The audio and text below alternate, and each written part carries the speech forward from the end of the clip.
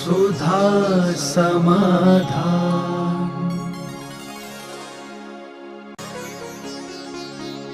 नमोस्तु गुरुदेव। विधान में स्थापना करते समय जो लौंग चढ़ाते हैं, क्या हम उन लौंगों को बीमारी में ले सकते हैं?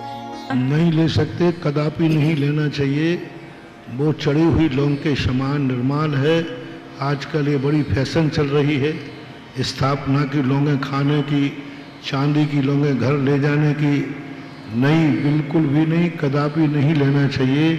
वो उसके लिए अपन चढ़ा चुके हैं, संकल्प कर चुके हैं। वो चढ़ी हुई द्रव्य के समान ही निर्माल है। नमोस्तु गुरुदेव। चक्रवर्ती विवाह कैसे करना चाहिए? पूरी विधि है कि जिस दिन दोनों का सगाई संबंध हो, तो वह भी दोनों का श्रीफल जिनेंद्र भगवान की साक्षी में चढ़ कर के ही दोनों का संबंध का संकल्प करना चाहिए। दूसरी बात, जब दोनों जिस दिन विवाह है, एक दिन पहले, मनोज तुम भी सुनो, बताने के लिए काम आएगा। दोनों एक दिन पहले शाम का भोजन करके और दूसरे दिन का उपवास ग्रहण करें। चारों प्रकार के अन्न जल का त्याग करें और दोनों लोग उपवास करके, यदि उपवास की शक्ति न हो तो पानी आदि दूध की छूट रखें।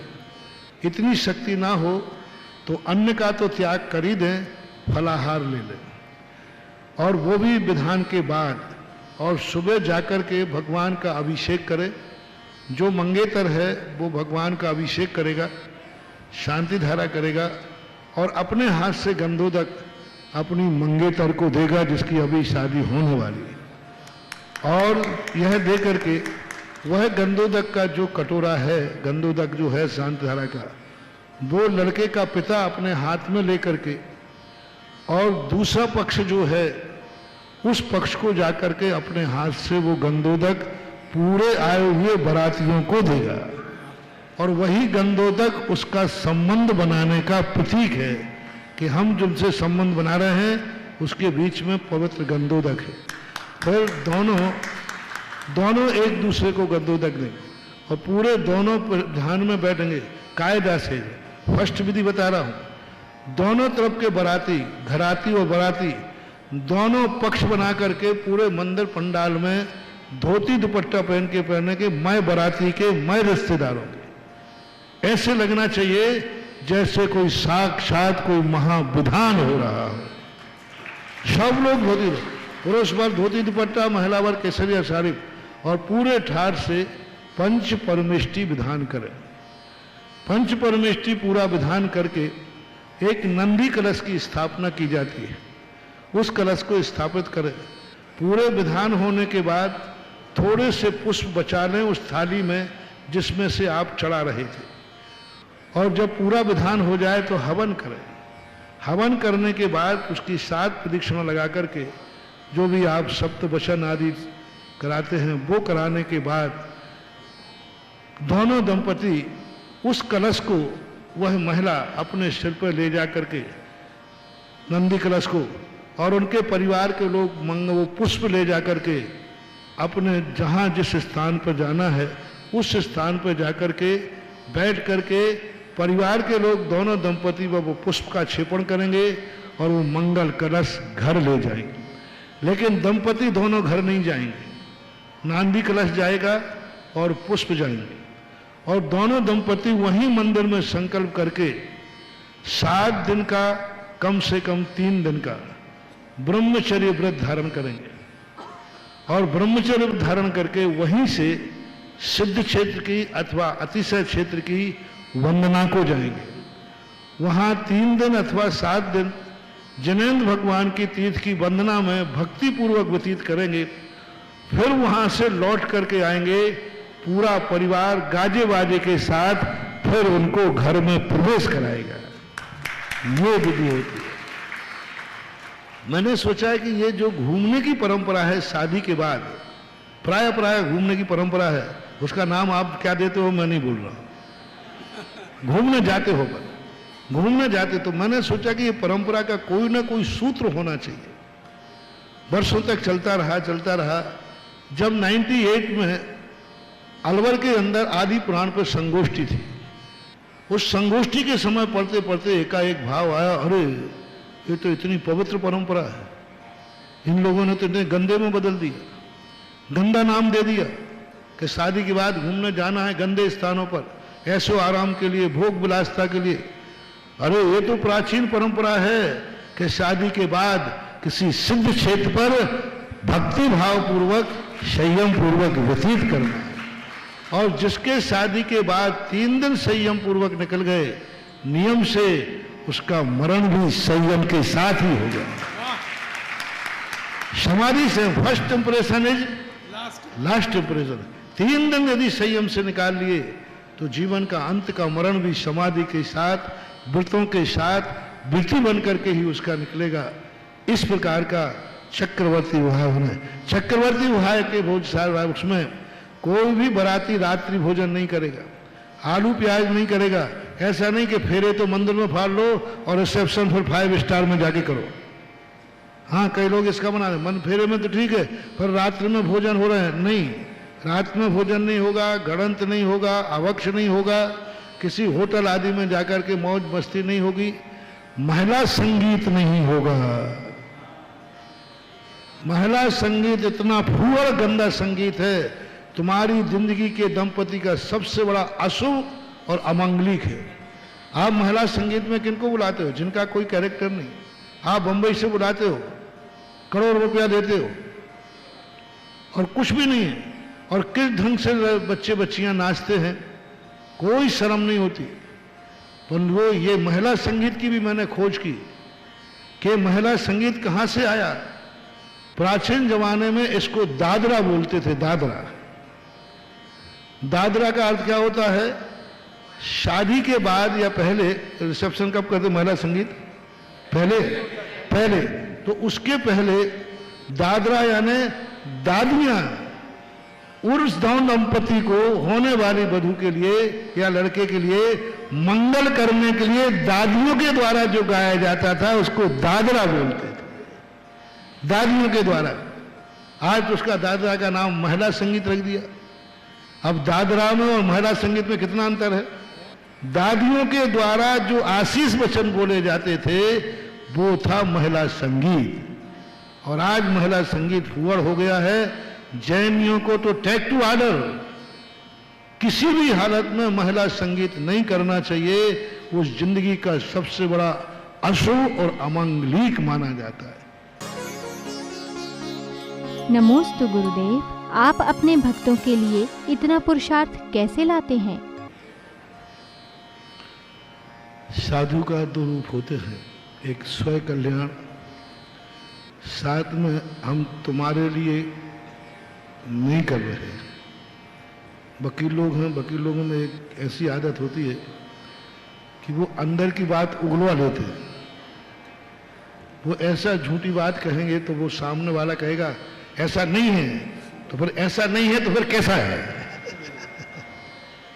सत्य ये है कि हम तुम्हारे लिए कुछ कर ही नहीं रहे, कुछ भी नहीं कर रहे, किंचित मात्र भी मेहनत नहीं कर रहे। पूज्यवर समंतभद्र महाराज ने कहा है कि जो आनंद तुमने पाया है वह आनंद तुम सारे जगत को बताओ, तभी तुम्हारा कल्याण होगा। प्रभावना अंग है। प्रभावना अंग का अर्थ होता है कि यदि तुमने सत्य जान लिया है तो सत्य को दुनिया को भी दिखाओ। तुम अकेले उस सत्य के रास्ते पे मत चलो, तुम चलो तो ऐसा रास्ता बने कि उसके पीछे हजारों लोग चलने के लिए मजबूर हो जाए। तुमने सत्य जान लिया है तो दुनिया को भी बताओ। यह सम्यक दर्शन का एक प्रभावना अंग है। तुम्हें लग रहा है कि हम तुम्हें सुना रहे हैं, और हमें लग रहा है हम अपने सम्यक दर्शन को मजबूत कर रहे हैं। सुपर प्रकाशी है जैन दर्शन। इसलिए मैंने एक दिन कहा था, पूज्यवर उमा स्वामी महाराज ने उपदेश को स्वाध्याय में रखा है। तुम समझ रहे हो महाराज हमारे लिए प्रवचन दे रहे हैं? नहीं, मैं तो स्वाध्याय कर रहा हूं, और स्वाध्याय मेरा आवश्यक है। तो 1.5 घंटे सुबह और 1 घंटे शाम को ये 2 स्वाध्याय हमारे हो जाते हैं। आप लोगों को बहुत बहुत शुक्रिया कि आपके निमित्त से हमारा 2.5 घंटे स्वाध्याय हो जाता है। तुम्हें कोई लाभ मिले या नहीं मिले, हमारा स्वाध्याय तो हो गया और हमारा काम तो हो गया। यही बात करने के लिए जैनाचार्यों ने साधु को उपदेश के लिए बैठाल दिया। अपना कीमती समय इन ग्रस्तों को, इन असंयमियों को, इन राग देश में रहने वालों को 2.5 घंटे 2-2 घंटे समय खराब करना कहाँ तक समझदारी है?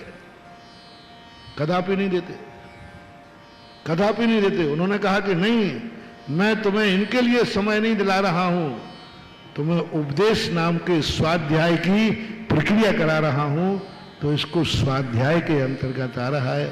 ठीक है, कमरे में बैठे होते तो मौन पूर्वक स्वाध्याय करते।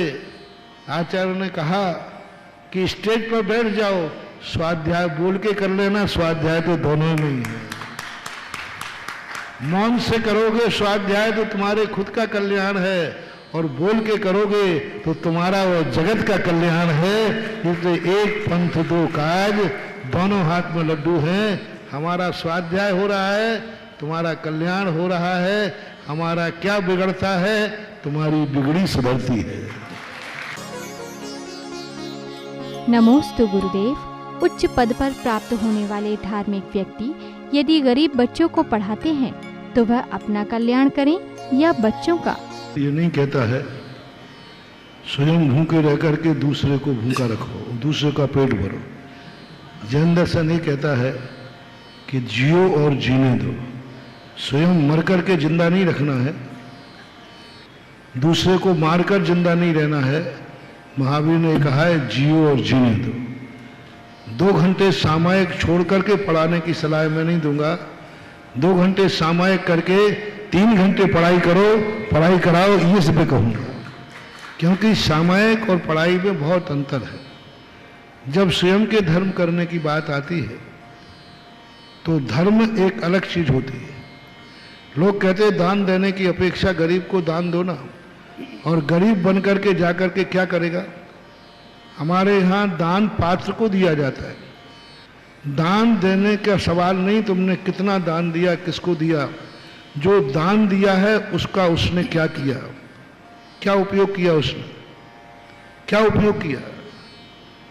अब यदि उसी व्यक्ति ने दान पात्र को दिया तो पात्र ने क्या उपयोग किया।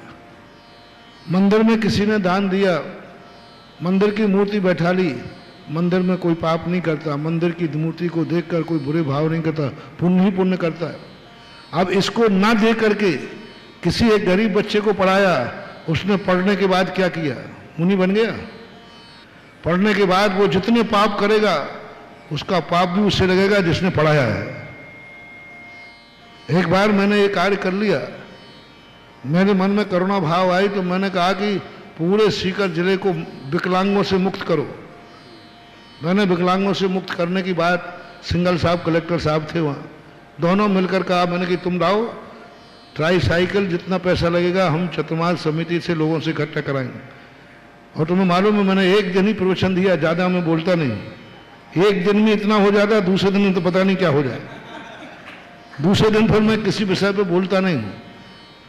तो मैं हो गया, हजारों साइकिल बढ़ गए। अब साइकिल बंटने के बाद एक दिन मैं सोच गया, एक साइकिल वाला गुलेल पे बैठा हुआ पक्षियों को मार रहा था गुलेल से। मैंने गौर से देखा, उस पर मेरा नाम लिखा था, महाराज के आशीर्वाद से रहे। और मैं जैसे ही अरे महाराज आपकी कृपा हो, भाग गए, हम तो भूखों मर जाते, आपने साइकिल दिला दी तो दिन भर में 2-3 पक्षी मार लेता हूँ, नहीं तो घर से बाहर ही नहीं जा पाता था। मेरी हवा खिसक गई। अब बोलो, मेरी बदौलत वो दिन भर में 2-3 पक्षी मार लेता है, और साइकिल नहीं थी तो वो नहीं मारता। कैसी रही दया।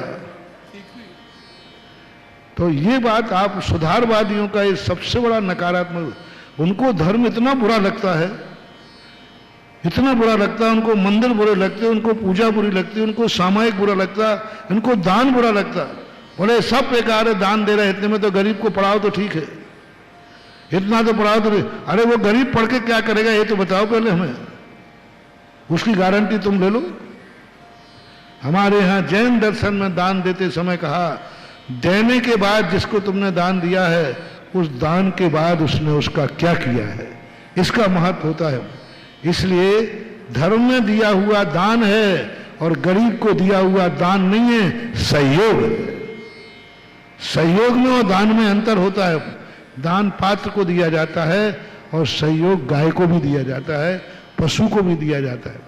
इसलिए आप 2 घंटे की सामयिक न छुड़ाएं महानुभाव, आप 3 घंटे की सामयिक के बाद आशीर्वाद दिलाएं, मैं उसको निकाल दूंगा समय। ये कहो ना 2 घंटे सामयिक छोड़कर वो पढ़ाने की अपेक्षा 2 घंटे कम सोएगा ना और पढ़ा देवे। 2 घंटे बाजार में दोस्तों के साथ घूमेगा, वो पढ़ा देगा। 2 घंटे टीवी पर बैठकर क्रिकेट देखेगा, वो बचाओ ना। क्या ऐसे 2 घंटे क्रिकेट में बैठा है, 2 घंटे घूमने में जा रहा है, 2 घंटे ज्यादा सो रहा है, उन पापों में से कम खर्च कराओ। सामयिक में तो 2.5 घंटे का करे तो सामयिक को और बढ़ने दो। एक बच्चा ना पढ़ पाए तो कोई बात नहीं है, लेकिन यदि वो 2 घंटे सामयिक करता है तो सामयिक से सारे जगत का कल्याण है। उन वर्णाओं में इतनी ताकत होती है।